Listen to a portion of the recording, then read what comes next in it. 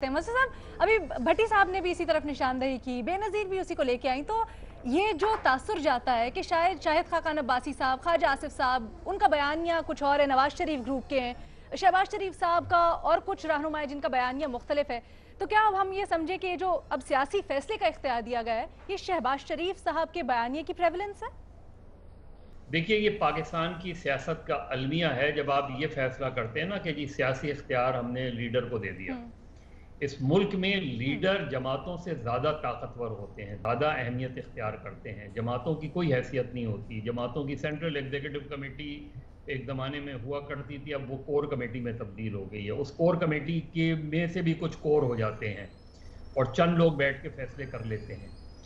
ये बुनियादी तौर पे फैसला ही गैर जमहूरी है। जब आप ये कहते हैं ना कि पार्टी ने सियासी फैसलों का इख्तियार जो है वो चेयरमैन को हम्म। दे दिया और या कोई भी पार्टी का चेयरमैन हो उसको सारा इख्तियार या दे दिया फलाने गया, शख्स को दे दिया, तो हाँ। ये इंतहाई गैर सियासी रवैया होता है।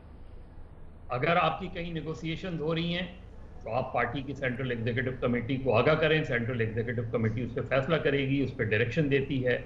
इसीलिए कहते हैं कि सियासी जमातें जब हुकूमत में आया करें तो अपनी जमात को जमाती ओहदे और पार्टी और हुकूमती ओहदे अलग अलग होने चाहिए ताकि पार्टी की गाइडलाइन में गवर्नमेंट्स चला करती हैं। तो हमारे यहाँ तो वो रवैया नहीं है। अब शहबाज शरीफ हों, नवाज शरीफ हों, शाहिद खाकान अब्बासी हों, ख्वाजा आसिफ हों, जो भी जो है वो क्लियर होकर आएगा, वही वही लीडर ऑफ द ऑपोजिशन ही कहलाएगा। उसी के मामला ठीक होते जाएंगे। तो ये तो ओवरऑल रवैया है। वरना अगर आप देखें कि ग्राउंड पे जिसे हम ऑपोजिशन कहते हैं, जब हम ऑपोजिशन की बात कह रहे हैं ना, हम्म। तो अभी भट्टी साहब ने जो जो मिसालें दी हम्म। वो ऑपोजिशन की मिसालें नहीं थी, वो मिसालें हम्म। मसलहतों की मिसालें थी।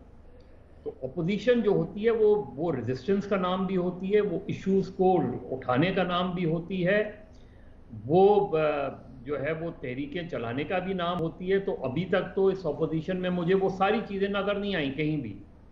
चाहे आप पीपल्स पार्टी की इस वक्त ऑपोजिशन ले लें मौजूदा हुकूमत की, या हम्म। मुस्लिम लीग नून की ले लें उसमें। लेकिन बुनियादी तौर पे अगर आपने ऑपोजिशन करनी होती है तो आप असेंबली में भी जाते हैं, आप टफ टाइम भी देते हैं। सिर्फ यही मतलब नहीं होता कि आप सड़कों पे चले जाएं।